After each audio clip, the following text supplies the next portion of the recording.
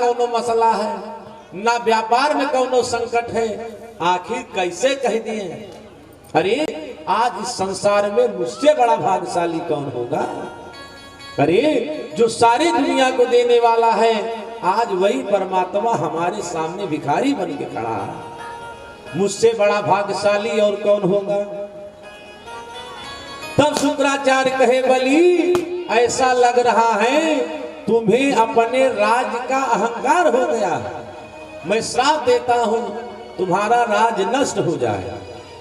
बलि की आंखों से अश्रुपात होने लगा। कहा, गुरु बाबा, भगवान यह चाह रहे हैं कि बलि कंगाल हो जाए, गुरुओं यह चाह रहे हैं कि बलि कंगाल हो जाए, तो अब बलि इसमें क्या कर सकता?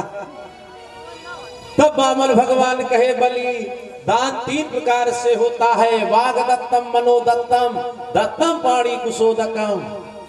अभी तक आपने मुंह से दान किया, वचन से दान किया, मन से दान किया, लेकिन दान तब तक पूरा नहीं माना जाता जब तक हाथ में कुछ जल अक्षत लेके संकल्प न करे। चलो संकल्प करो। शुक्राचार्य कहे, संकल्प कराओगे कैसे? हम मंत्र नहीं पढ़ेंगे। वामन भगवान कहे, चिंता मत करो, हम पाठशाला से अब पढ़ के चले ही आ रहे हैं, हम खुद ही मंत्र बाँच लेंगे। फिर वामन भगवान बलि के हाथ में कुछ रखे, अक्षत रखे, फूल रखे, दक्षिणा रख दिए, लेकिन बिना जल के संकल्प नहीं होता। शुक्राचार्य से ना रहा इस भय। कमंडल की टोटी में स्तंभन क्रिया के द्वारा एक रोड़ा बन के बैठ गए। जो कमंडल उठाए वामन भगवान जल डालने के लिए, हाथ में जल गिर ही नहीं रहा। वामन भगवान कहे, बलि ऐसा लगता है कमंडल में कुछ फंस गया, लाओ दोस्त। भगवान कुछ लिए और टोटी को खोच दिया। भगवान खोचे टोटी, शुक्राचार्य की one side light of fuse. एक आंख जय राम हो गए। भाग करके अपनी देवी जी के पास पहुंचे। देवी जी पूछी, श्रीमान जी एक बात बताओ, अखिया कहाँ फोराया, कैसे आंख फोड़? शुक्राचार्य बताए, भगवान आंख फोड़ दिए। तो शुक्राचार्य की धर्मपत्नी ने कहा, खबरदार, अकारण भगवान कबो क्यों के आंख नहीं फोड़ते, कौनो न कौनो बदतमीजी किए होंगे। भगवान दुइये के आंख फोड़े हैं, एक शुक्राचार्य के और एक त्रेता में जयंत के, कि एक बार चुन कुसुम सुहाए, निज कर भूषण राम बनाए, तो सीता ही पहिराए प्रभु सादर, बैठे फटिक शिला पर सुंदर, तो सुरपति सुतधर बायस बेसा, सठ चाहत रघुपति बन देखा, तो सीता चरण चोच हत भागा, मनहु मंदमति कारण कागा, तो एक नयन करिता जा भवानी। कहा, भगवान ऐसे बिना मतलब के क्यों के आंख नहीं फोड़ते? अगर आंख फूटी है, कौनो न कौनो गलती किए होंगे। बैठे दिया, शांति से बैठो, हल्ला मत मचाओ। जे कावे रहे बराबर आ जाए, कि चिट्टियां हो जाए है, ठीक आ जाए। बोलिए भक्त और भगवान के। कहा, ऐसे भगवान किसी की आंख नहीं फोड़ते। कौन गलती किए? कहा, बलिदान दे रहा था, भगवान दान ले रहे थे, हम दोनों के बीच में पड़ गए, अब आंख फूट गई। आज शुक्राचार्य कहा दुनिया वालों से कि दुनिया वालों, एक बात हमारी याद रखना कि सब कुछ करना, लेकिन दाता और ग्रहता के बीच में मत पड़ना। कि द्विज राज कहे सुनिए सागरो, अब भिक्षुक बीच पर्यो नहीं कोई, और बीच पर्यो तब नीक करो। अगर मान लो बीच परे का अवसर मिल रहा है तो हो सके बढ़िया कार्य करे, और मान लो ना ठिकात बा तो चुप रहा है कि बीच पर्यो ताब नीक कर्यो आरु नीक कर्यो ना रह्यो चुप सोई। देखत हो बाली बामन को, देखत हो बाली बामन को, हर चले पे कुपंथ भलाई न होई। और देत है आने को लेत है आने को, और शुक्र जी आखिया कारण खोई, शुक्र जी आखिया कारण खोई। धन गया बलि का धन पाए भगवान, हवा के कई फूट जी बीचे में पड़ा वह कह शुक्राचार्य ये के कुछ नहीं गया। फिर संकल्प पूरा हुआ, भगवान कहे बलि कहां से ना पाए, बलि कहा परमात्मा जहां से मर्जी हो वहां से नापिए। एक कदम बढ़ाए, पहला कदम ब्रह्मलोक तक गए, दूसरा कदम बढ़ाए, दूसरा कदम पाताल तक गया। तब भगवान कहे पदम तृतीया, तीसरा पैर कहाँ रखे। तब बलि कहा श्रीमान जी है 3.5 हाथ के शरीर तीनों लोक पर कब्जा करती थी, तो पदम तृतीयम गुरु में निजम सिरम, आप तीसरा पैर अपना हमारे सर पे रख दीजिए। दान पूरा हो गया। बामन भगवान कहे बलिदान तो हो गया, सांगता सांगता कहां से दोगे, क्योंकि बिना सांगता के दान अपूर्ण माना जाता है, और जितना बड़ा दान होता है उतनी बड़ी सांगता होती है। यही सांगता के लिए राजा हरिश्चंद्र को डोम के यहाँ पानी भरना पड़ा। जो अपने यहाँ नियम लगा है 11 रुपया दान करे, 21 रुपया दान करे, 101 रुपया दान करे, इसीलिए है कि 10 रुपया तो दान वाली है और 1 रुपया है सांगता वाली। लेकिन बड़ी विडंबना है कि 10 रुपया के नोट तो ठिकाई जाए, लेकिन 1 रुपया कहाँ मिले। और कितने लोग इतने होशियार हैं, जवन 1 रुपया चढ़ाए दे हैं, पूरे उत्तर प्रदेश में न चले, पूरे यूपी में न चला। कहा सांगता कहां से दोगे, बलि कहा श्रीमान जी सब तो दे दिए, सांगता कहां से दे। तुरंत भगवान कहे गरुड़ से इसे बंदी बना ले।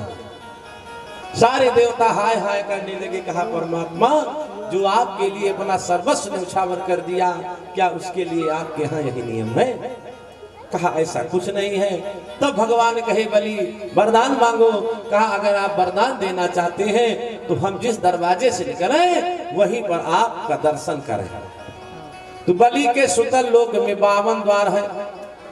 अब जिधर से भगवान बलि निकल रहा है वहीं भगवान ले दंड कमंडल छत खड़ा। फिर भगवान कहे बलि की पत्नी से कि मांगो ले राजे सुरासुर कह चाहे, मांगो ले तय बाये कुंठ निशानी, और मांगो ले राज चराचर कह निज भक्त कह सत्य यह बानी।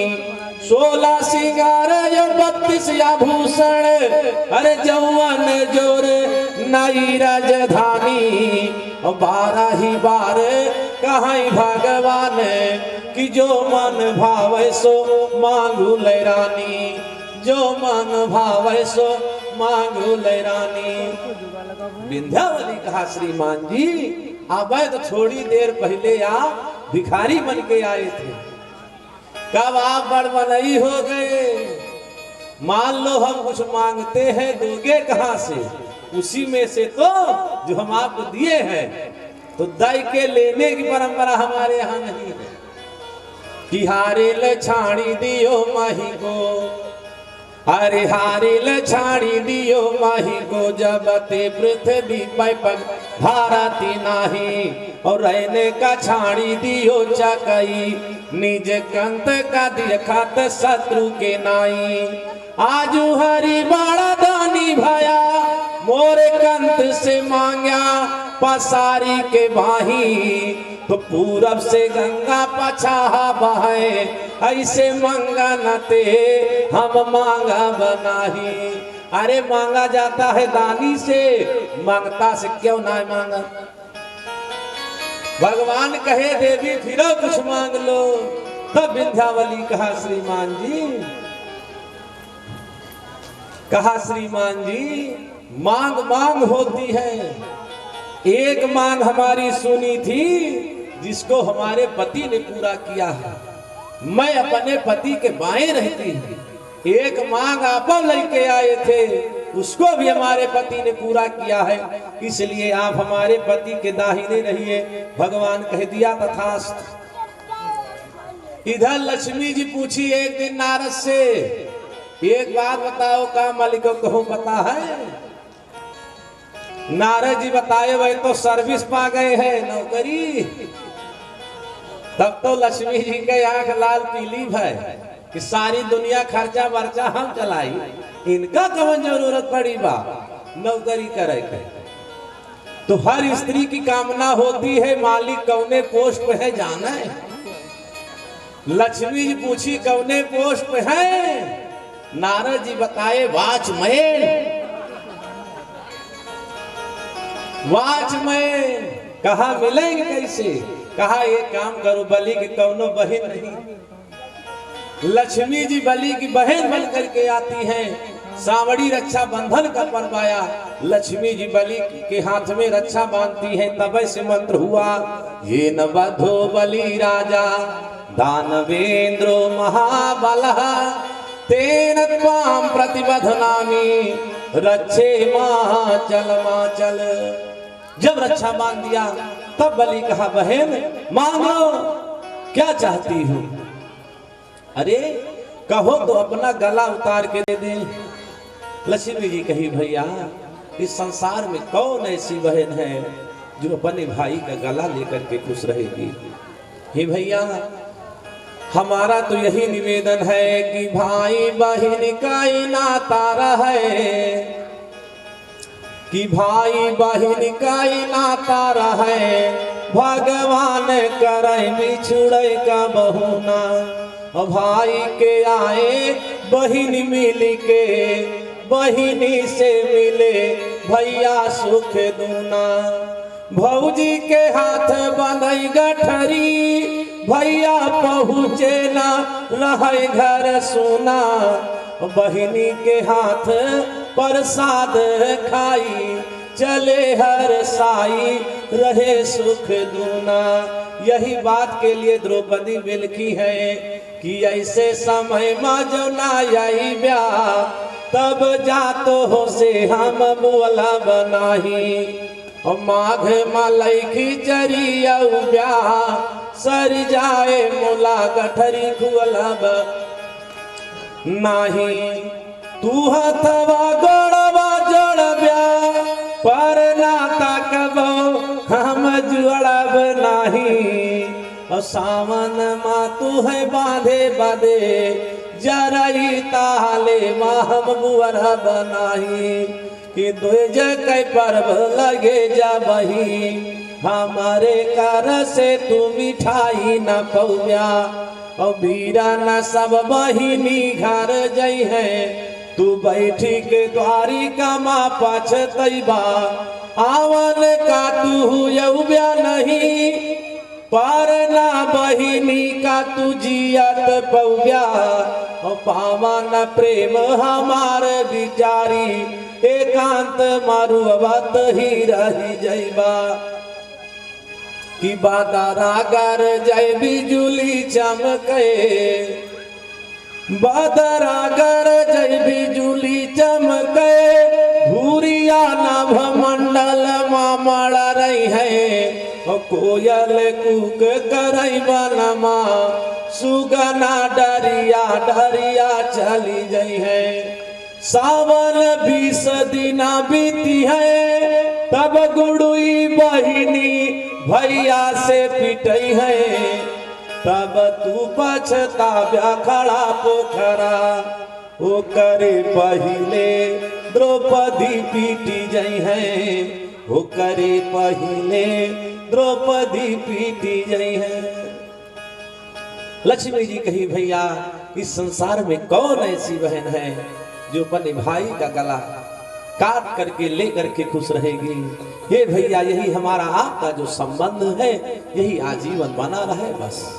कहा फिर भी कुछ मांग लो। कहा भैया हमारे यहाँ सब कुछ तो है, कमी है तो केवल नौकर के, केवल नौकर के। कहा तब का करे। कहा यह अपन वॉचमैन, यही वॉचमैन दे दो, नौकर का इंतजाम हो जाए। बलि समझ गया कि यह कौन है वह कौन है।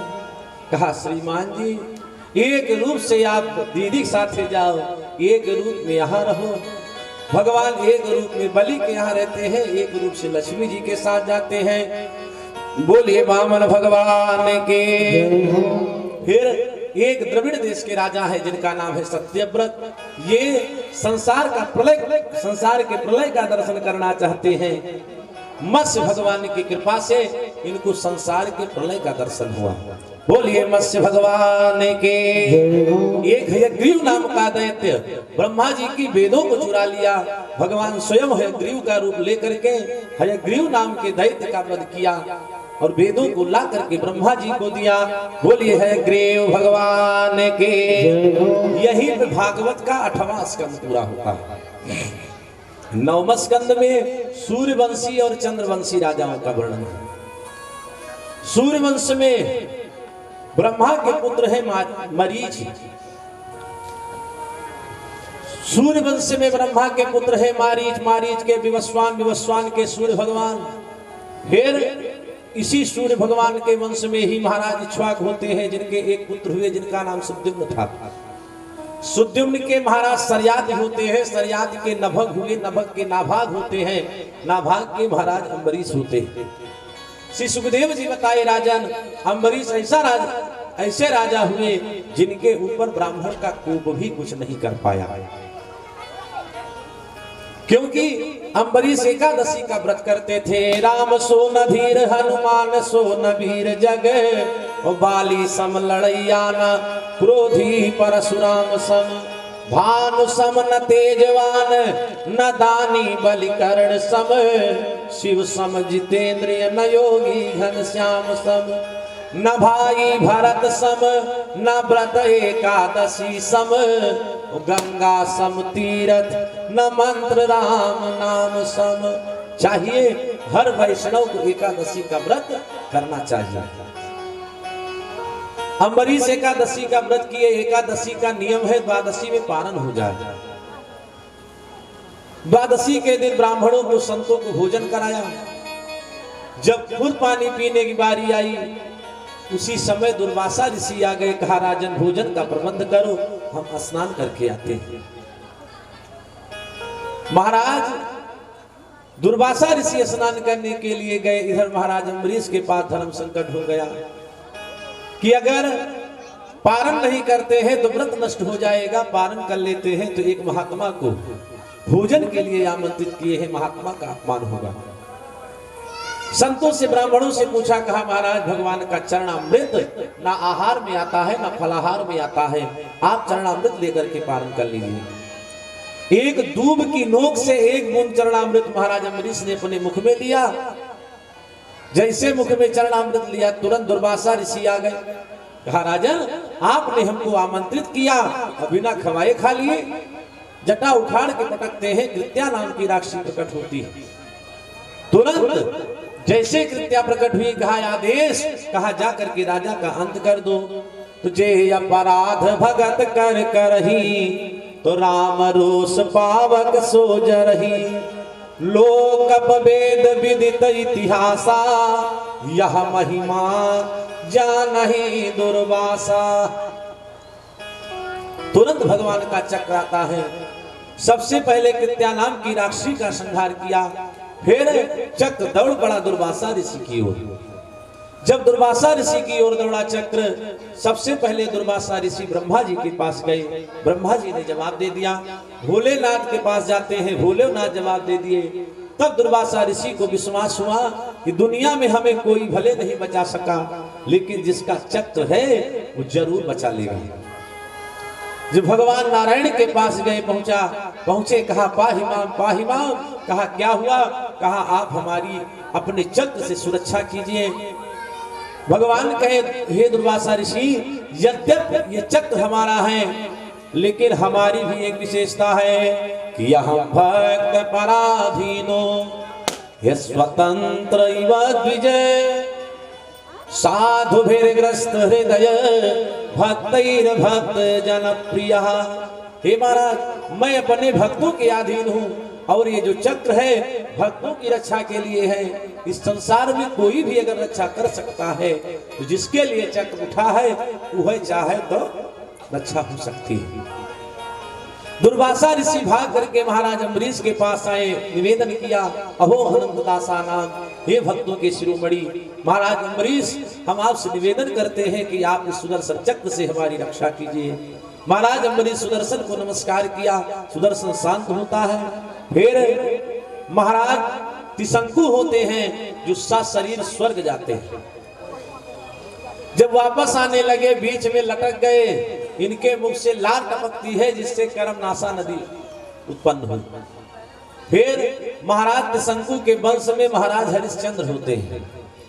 महाराज हरिश्चंद्र के बारे में जितना कहा जाए उतने कम है कि चंद्र टरे सूरज टरे और टरे जगत व्यवहार, पय दृढ़ व्रत हरिश्चंद्र को टरई न सत्य विचार। सत्य की चाकरी के लिए, सत्य की परीक्षा के लिए, धर्म की परीक्षा के लिए महाराज हरिश्चंद्र स्वप्न में दिया हुआ दान हकीकत में दे दिया। फिर महाराज हरिश्चंद्र के रोहित होते हैं। रोहित के वंश में महाराज सगर हुए।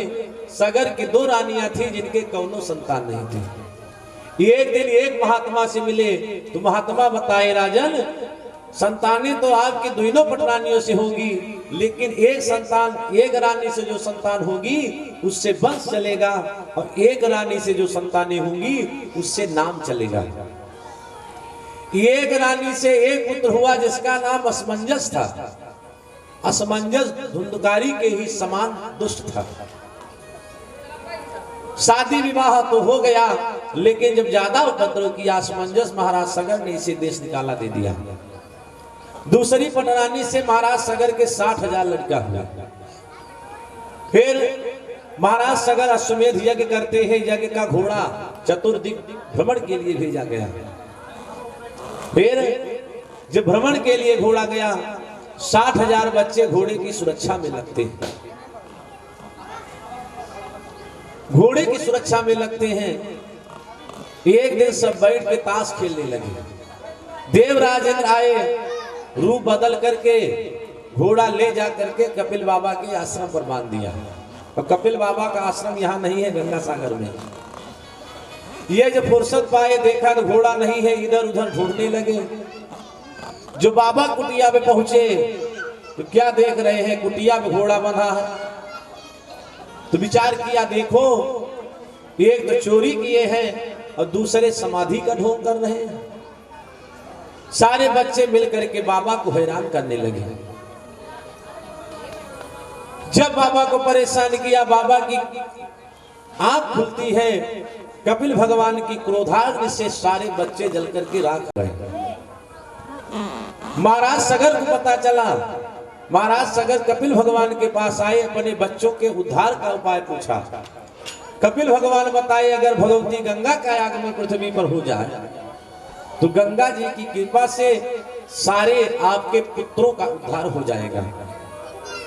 महाराज सगर परंपरागत ढंग से तपस्या करते हैं।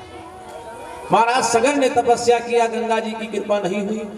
असमंजस के पुत्र अंशुमान ने तपस्या किया, फिर भी कृपा नहीं हुई। अंशुमान के पुत्र दिलीप ने तपस्या किया, फिर कृपा नहीं हुई। जब दिलीप के पुत्र भगीरथ ने तपस्या किया तब जाकर के गंगा जी की कृपा हुई कि हे भयहारिणी, हे भवतारिणी, पाप विनाशिनी पावनी गंगा, और शंभु जटा में विराज रही शुभदायिनी मोक्ष प्रदायिनी गंगा। भागीरथी जननी जन की सूची अमृत धार प्रवाहिनी गंगा, ओ कष्ट हरो दुख दूर करो शुभदायिनी है वरदायिनी गंगा। बोले गंगा मैया की। गंगा जी का अवतरण होता है, आगे आगे भगीरथ, पीछे पीछे गंगा जी चलती हैं। गंगा जी गंगोत्री गोमुख से चलती है और सगर के पुत्रों का उद्धार करती हुई सीधा गंगा सागर में जाकर के समाहित होती है। फिर आगे चल करके इसी सूर्यवंश में महाराज खटवांग होते हैं। खटवांग के महाराज दीर्घबाहु हुए, दीर्घबाहु के महाराज रघु होते हैं, रघु के महाराज अज हुए, महाराज अज के महाराज दशरथ होते हैं। महाराज दशरथ के 3 पटरानियां थी, संतान एक भी नहीं थी। गुरु वशिष्ठ की कृपा से पुत्रेश यज्ञ कराया गया, जिससे भगवान स्वयं 4 भाइयों के साथ अवतार लिया। बोलिए रामलला सरकार की। भगवान का अवतार होता है। पढ़ने के लिए भगवान जाते हैं गुरु वशिष्ठ के आश्रम पर। जो पढ़ लिख करके लौटे बाबा विश्वामित्र आते हैं महाराज दशरथ से भगवान की याचना करने के लिए। बाबा विश्वामित्र भगवान को लेके बक्सर जाते हैं, ताड़का का उद्धार कराया, यज्ञ की पूर्णाहुति करवाया। फिर भगवान बाबा विश्वामित्र के साथ मिथिला की यात्रा करते हैं। धनुष यज्ञ सुनि रघुकुल नाथा, वरस चले मुनिवर के साथ। जो आगे चले अहिल्या का उद्धार किया, गंगा जी की कृपा प्राप्त किया। फिर भगवान सीधा मिथिला पहुंचते हैं तो विश्वामित्र महा मुनि आए और समाचार मिथिला पति पाए। अगर राम कथा कहने के चक्कर में पड़ेंगे तो कृष्ण कथा छूट जाएगी।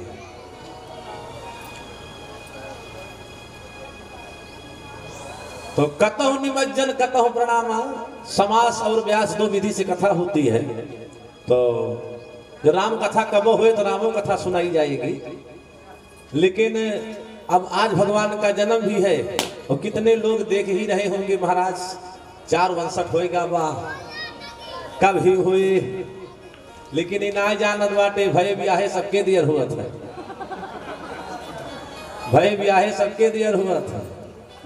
आज भगवान का भैया जन्म है तो इसलिए राम कथा थोड़ा सा बढ़ानी पड़ रही है। तो जब भगवान फिर संयोग लगावेंगे तो कब रामो कथा सुनाएंगे। बोलिए भक्त और भगवान के। बाबा विश्वामित्र मिथिला पहुंचते हैं। महाराज जनक आते हैं बाबा विश्वामित्र का स्वागत करने के लिए। फिर भगवान लखन लाल के साथ नगर भ्रमण करने के लिए जाते हैं। जब नगर भ्रमण करने के लिए गए तो मिथिला की जिन जिन स्त्रियों ने भगवान को देखा है तो अनब्याही हौसी भरे, अनब्याही हौसी भरे, अरे ब्याही ले ही उसास और गौनी पुनि मौनी भई निरखी राम मृदुगात। जिनका विवाह नहीं हुआ है वह सोच रही है अगर इनके साथ जानकी का विवाह हो जाता तो हमारा ब्याह अयोध्या में होता। जिनका विवाह 2 महीना पहले हो गया है वह सोच रही है अगर बाबू 2 महीना रुक गए होते तो हमारा ब्याह अयोध्या में होता। लेकिन जो आने जाने वाली है बिल्कुल चुप है, मुहे निकर दिया पसर है। फिर भगवान वापस आते हैं, रात्रि विश्राम किया। रात्रि विश्राम किया। प्रातः काल भगवान गुरु बाबा की आज्ञा से पुष्पवाटिका में फूल तोड़ने के लिए जाते हैं। माता जानकी का मिलन होता है पुष्पवाटिका में। फिर जब फूल लेके लौटे तब बाबा विश्वामित्र पूछा श्रीमान जी इतना समय कहाँ लगाए? आज के लड़का होते तो गुरु एक पहाड़ा पढ़ा दिए होते। लेकिन राम कहा सब कौशिक पाई क्योंकि सरल स्वभाव छुअत छल नाही। कि नाथ गयो मिथिलेश के बाग तहाँ आई रही श्री जन के दुलारी। और रूप सुहावनी माधुरी है लखी के अखियां गई रीझे हमारी। यही कारण मोहि विलम्ब भयो क्षमिए गुरु देवई चूकी हमारी। सारी बात बताए, जो सारी बात बताया, बाबा आशीर्वाद दिया, सुफल मनोरथ होई तुम्हारे, राम लखन सुनि भये सुखारे। बाबा राम जी के साथ सीधा धनुष यज्ञ में पहुंचते हैं। बड़े बड़े राजा धनुष उठाए, कोई धनुष नहीं उठा पाया। लक्ष्मण समझाए जनक को, कहा रघुवंश मां जाको हो इते समाज कहा न कोई। फिर राम जी लक्ष्मण को बैठाए, बाबा विश्वामित्र भगवान को इशारा किया कि जा करके धनुष को तोड़ दो। तो सहज ही चले सकल जग स्वामी, मनहु मत मर बर कुंजर गामी। कि कौशिला के हाथ जब, कौशिला के लाल जब हाथ में धनुष लीन हो, तो तोरी वे की बेरी सुधी आई बात चारी कहे। कि जौना प्रथम तो सुधी आई, अरे जनक प्रण राखी बेको, दूजे सुधी आई वे रावण सुरारी कहे। जौना धनु तोड़ो तो कुल में कलंक लागे, जो तोड़ो तो लोग कहे कि लोभ कीन हो नारी कहे। अरे अतना विचार के भुजा को करेर कीन्हो, दशरथ के लाल धनु तोड़ो त्रिपुरारी कहे। राजा रामचंद्र की। फिर सखिया माता जानकी को लेकर के आई वरमाला पहलवाने के लिए। जब माता जानकी लेके वरमाला आई तो बड़ी विडम्बना हो गई कि 6 बरस कैसिया महारानी, 15 बरस रहे धन पानी। राम जी 15 साल के, जानकी जी 6 साल के, कांधे तक हाथ पहुंच ही नहीं रहा। लखन लाल इशारा किए राम जी को, कहा भैया जो जवन दुल्हा ससुरारी में एक बार झुक जाता है वह का जिंदगी में झुके पड़ा था। इसलिए आपसे निवेदन है झुकना मत। सखियां कहीं राघव झुक जाओ, जो कहा झुकने के लिए तो राम जी और टाइट हो रहे। सखियां कहीं लखन लाल अगर ज्यादा देर करोगे तो दुल्हन लेके लौट जा, खड़ा है धनुआ तोड़े। लखन लाल आते हैं, सीधा भगवान के चरणों में गिर पड़े। जैसे लखन लाल को उठाने के लिए भगवान झुकते हैं तो गावा ही छावी अवलो की सहेली, तो सिया जय माल राम और मेले। बोल सियावर रामचंद्र की। बाबा परशुराम आते हैं, भगवान अपना प्रभाव दिखाए। बाबा परशुराम भगवान को प्रणाम करके तपस्या के लिए जाते हैं। चिट्ठी जाती है अयोध्या, महाराज दशरथ बारात लेके आते हैं। जब बारात लेके आए तो मामूली बारात नहीं है कि कह रहा तो बारात पयान नार नहजू गए। अरे सोरे गण आसमान देखत अपार है, 30 कोटि है मतंग 30 करोड़ हाथी, 30 कोटि है मतंग 20 कोटि है तुरंग, 20 करोड़ घोड़ा और 25 कोटि बाराती पैदल अपार है। 25 करोड़ बाराती पैदल दामे, भार बरदार 60 लाख ऊंट जात और सेवक समूह 3 कोटि बाजेदार है। 3 करोड़ तो खाली बजनिया, रथ 3.25 कोटि 25 कोटि पालकी और 60 लाख 9,000 साड़िया सवार है। कि भाई भीर भूपति के द्वारे रज हो जाए पसान पवारे। बारात पहुंच गई जनकपुर। फिर द्वार पूजा होती है। द्वार पूजा के बाद भोजन की बारी आई। सखियां भगवान को गाली देना शुरू किया कि जहाँ दो बार तोहरे घर नामा में, जहाँ दो बार तोहरे घर नामा में, जहाँ दो बार राजा के लय शिकार गए जंगल माझार हुआ भाई टकरा बैल धनुहा कई मार कई चक्का का टोट उनके हिम्मत गए छूट भरा कलाल कई मैया कहाँ मैं अंगूरी के बल पे चक्का चला मैं समर बीच मैदा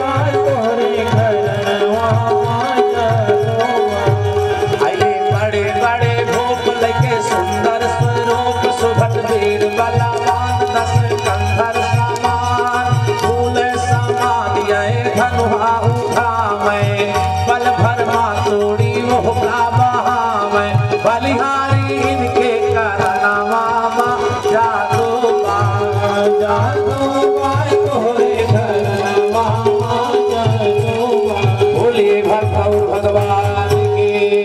उसी समय घटना घटी कि आजू कई बात सुना सजनी, माड़ा ए माँ भावा एक कौतुक भारी। और जे बात जानी बाराती सबे, रघुनाथ लख्यो मिथिलेश अटारी। तो राम के रूप निहारी सबे सखी, अरे चकित भई मिथिला का नारी। और देत रही अवधेश को गारी, लेकिन देने लगी मिथिलेश को गारी। विधि विधान से चारों भाइयों का विवाह मिथिला में होता है। भगवान महाराज दशरथ और 4 पुत्र और 4 बहुओं के साथ अयोध्या वापस आए। बधू लड़कनी पर घर आई, और राखे हुनयन पलक की नाई। भगवान का विधि विधान से विवाह हुआ। भगवान अयोध्या वापस आए। 11 साल तक भगवान अयोध्या में रहे। फिर 12वें साल में कई के कपारे पे भूत चढ़ा। दोनों मांगे तो पूरा करावै चली। सेतुआयस सानी समुंदर माँ, परिवार है कई जीव दुखावै चली। अनुराग सुहाग कथा की धरे, नृप के बारे मौती बोलावै चली। रघुवंशी के इतिहास नमा, एक पन्ना नवा जोड़वावै चली। किरण मारथ टूट रहा कबहू, रण मारथ टूट रहा कबहू। सुधिवादी नवाही कहानी रही, बरदान धरोहर जवन धरा। उहे पूरा करावै कठानी रही, बर मांगत नाही दरेग लगा। कौशल्या के कोख उजाड़ रही, दोनों मांगे तो पूरा भाई ना भाई। पर तीसरी मांगे उजाड़ी रही। कई के साफ साफ कहा कि होत प्रात मुनि बेश धरी। अरे जाऊ न राम बन जाहि, तुम मोर मरण रावुर यजस, निप समझिए मन माहि। भगवान महाराज दशरथ देवी कैकेयी का आदेश मान करके लक्ष्मण और जानकी के साथ वन के लिए तैयार है। महाराज दशरथ बार बार मूर्छित होते हैं, बार बार चेतना में आते हैं। एक बार महाराज दशरथ मूर्छित हुए, भगवान चल पड़े। जब महाराज के आंख खुली तो महाराज दशरथ विलाप करने लगे। मोरुछा छूट गए महाराज कहे, मोरुछा छूट गए महाराज कहे। बन राम गए हम काहू करी, अब आवा सुमंत्र सुना बतिया। ई तो घोर मुसीबती आनी पड़ी, लैले त्यारा था चला जात्या तनी। दिन चारी बीते औत्या नगरी, नहीं प्राण शरीर का छोड़ी चले। फिर यौजा तो पौजा इह ठटरी, फिर यौजा तो पौजा इह ठटरी। कि कई के अयोध्या नाथ हमार राम बन का चला गए। कई के अयोध्या नाथ हमारे राम बन का चला गए। कई के अयोध्या नाथ हमारे राम बन का चला गए। कई के अयोध्या नाथ हमारे राम बन का चला गए। बन का चला गए, बन का चला गए, बन का चला गए, बन का चला गए। कई के अयोध्या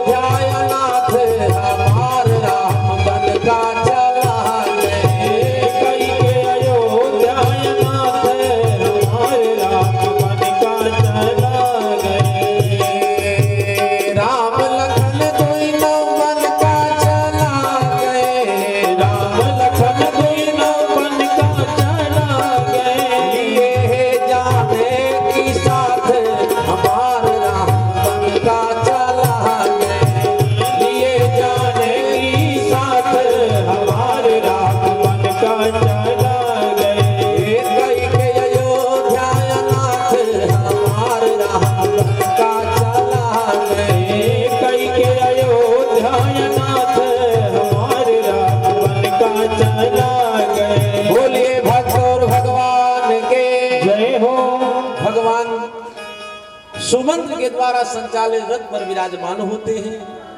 पहला निवास भगवान ने तमसा नदी के तट पर किया, दूसरा निवास भगवान ने सिंहवीरपुर में किया। केवट के ऊपर भगवान कृपा किए गंगा के उस पार जाते हैं। केवट भगवान के साथ जाता है। चित्रकूट जब तक भगवान नहीं पहुंचे तब तक केवट भगवान के साथ रहा। भगवान चित्रकूट में निवास किया। सुमंत वापस अयोध्या आते हैं। राम वनगमन की सूचना जब महाराज दशरथ को पता चली तो महाराज दशरथ भगवान के वियोग में अपना शरीर छोड़ दिया कि राम राम कही राम कही और राम राम कही राम तनु परिहरि रघुबर बिरहा राव गयो सुरधाम। भरत जी बुलाए जाते हैं ननिहाल से। महाराज दशरथ का अंतिम संस्कार किया। भरत जी भगवान को मनाने के लिए चित्रकूट जाते हैं। भगवान का अवलंबन खड़ाऊ लेके वापस आए। फिर भगवान आगे चलते हैं। पंचवटी में निवास किया तो 13 बरस सुपन खायाई लौटी नाक कान कटवाई। 13 साल सुरपणखा आई। सुरपणखा आती है। भगवान उसका अपमान किया। जा करके खरदूषण को प्रेरित किया। खरदूषण का वध भगवान ने नारायण लीला के द्वारा किया। फिर यही सुरपणखा जाकर के रावण को प्रेरित करती है। रावण मारीच की सहायता से आता है। माता जानकी का हरण करता है। भगवान माता जानकी की खोज में जैसे एक साधारण व्यक्ति विकल होता है, व्याकुल होता है एक स्त्री के लिए, उसी प्रकार भगवान व्याकुल है कि हे खग मृग हे मधुकर श्रेणी तुम देखी सीता मृग नयनी। तो यहाँ पर जो हे खग हे मृग हे मधुकर श्रेणी का तात्पर्य है, ये इसका मतलब ये नहीं है कि भगवान स्त्री के मोह में इतना व्याकुल हो गए कि इन्हें आभास ही नहीं है कि हम किससे पूछ रहे हैं। यहाँ पर जो खग का संबोधन है, ये खग का संबोधन सब पक्षियों के लिए नहीं है, एक पक्षी के लिए है, जटायु के लिए। क्योंकि माता जानकी की खोज में अगर सबसे पहली सहायता अगर मिली है भगवान को तो गिद्धराज जटायु। लेकिन गिद्धराज जटायु से भगवान को केवल इतनी सहायता मिली कि नाथ दशानन यह गति कीनी उत्यहि खल जनक सुता हर लीनी उल्लाई दक्षिण दिशि गयौ गोसाई बिलपति अति कुररी कीना। दूसरा संबोधन है हे मृग का। तो यहाँ पर जो मृग का संबोधन है, ये मृग का संबोधन हिरणों के लिए नहीं है, बल्कि ये मृग का संबोधन बंदरों के लिए है। तो बंदर कैसे मृग है? बंदरों को शाखा मृग कहा गया है कि शाखा मृग कई बड़ी मनु साई और शाखा ते शाखा पर जाई। भगवान की सहायता बंदरों ने किया, लेकिन बंदरों से भगवान को केवल इतनी सहायता मिली कि भगवान जानकी जी का पता लगा पाए और लंका पर चढ़ाई भी कर दिया, लेकिन विजय फिर भी नहीं मिली। तो जो तीसरा संबोधन है मधुकर श्रेणी का, ये मधुकर श्रेणी का संबोधन संतों के लिए किया गया है।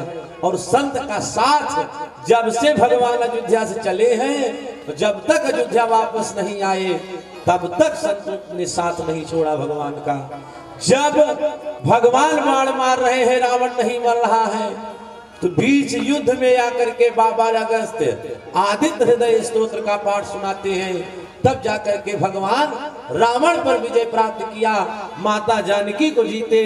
और आज भगवान राम लक्ष्मण जानकी के साथ अयोध्या वापस आते हैं। जब भगवान वापस आए, महाराज वशिष्ठ ने तुरंत आदेश दिया अब विलंब के ही कारण की जय। और महाराज कहा तिलक करी जय, तो तुरंत दिव्य सिंहासन मांगा। भगवान का दिव्य राज्याभिषेक होता है कि राजा बने रघुरैया अवध आज बाजय बधैया। राजा बने रघुरैया अवध आज बाजय बधैया। राजा बने रघुरैया अवध आज बाजय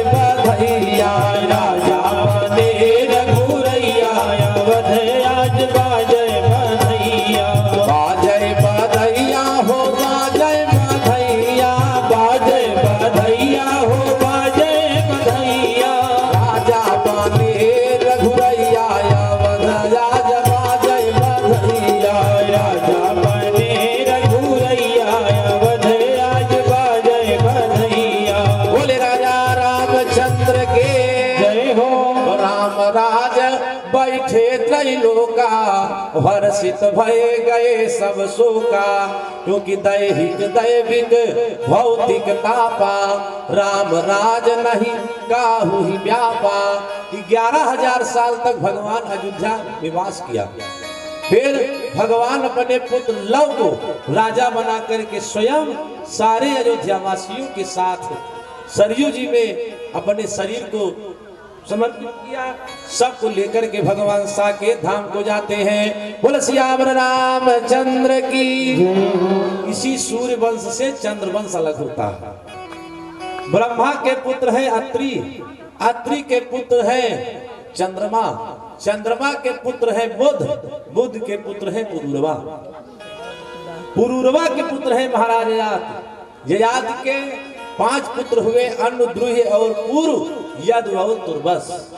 श्री सुखदेव जी बताए राजन इन्हीं महात्मा यद के वंश में भगवान श्री कृष्ण का अवतार होता है जो नाना प्रकार की लीलाएं करते हैं और दुष्टों का संहार करते हैं, धर्म की स्थापना करते हैं। यहीं पर भागवत का 9वां स्कंद पूरा होता है। 10वां स्कंद में महाराज परीक्षित जी ने पूछा भगवान हम 4 दिन से बैठे हैं, आप जितने देवताओं का नाम लिया, सारे भगवान के जितने अवतार हुए सब अवतारों की कथा कुछ ना कुछ आपने सुनाया, लेकिन भगवान कृष्ण का चरित्र जिनका चरित्र सुनने के लिए हम लालायित हैं बैठे हैं उनका चरित्र एकदम संक्षेप में, ऐसा क्यों?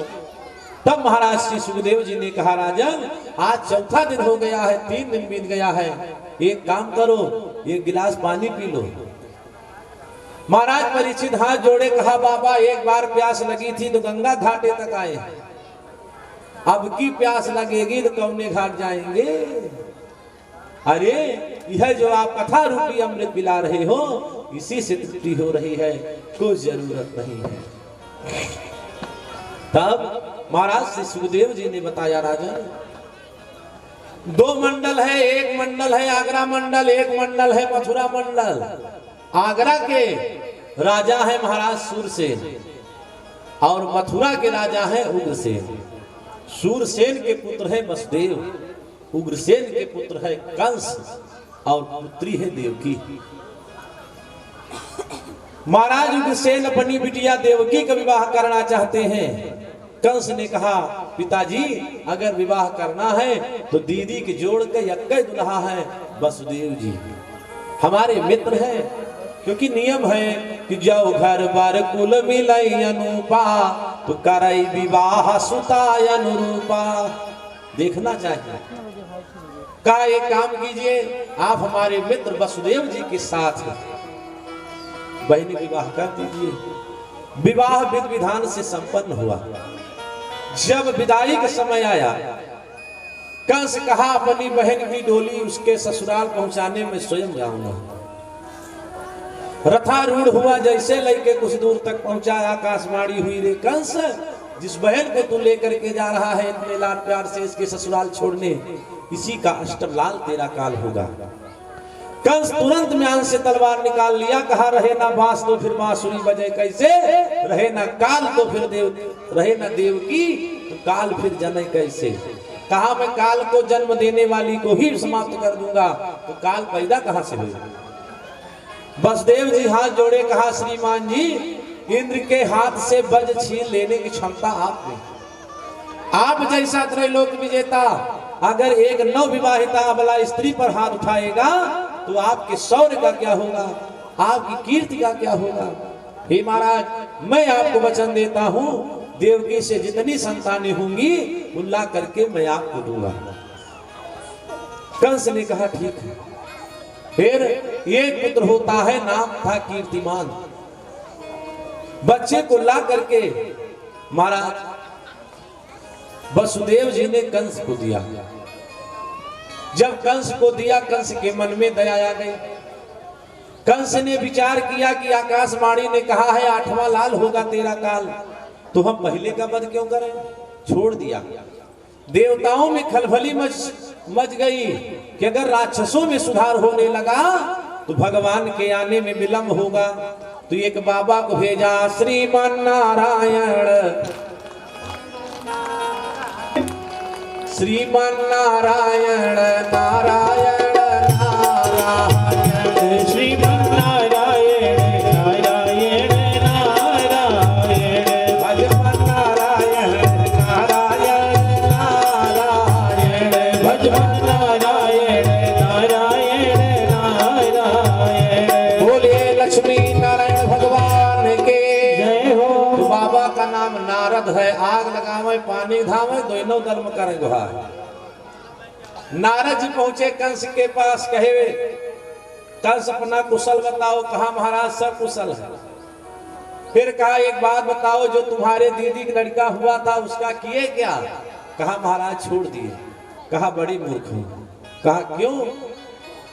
कहा महाराज हमें तो भय था देवकी के 8वें पुत्र से, हम पहले का वध क्यों करें।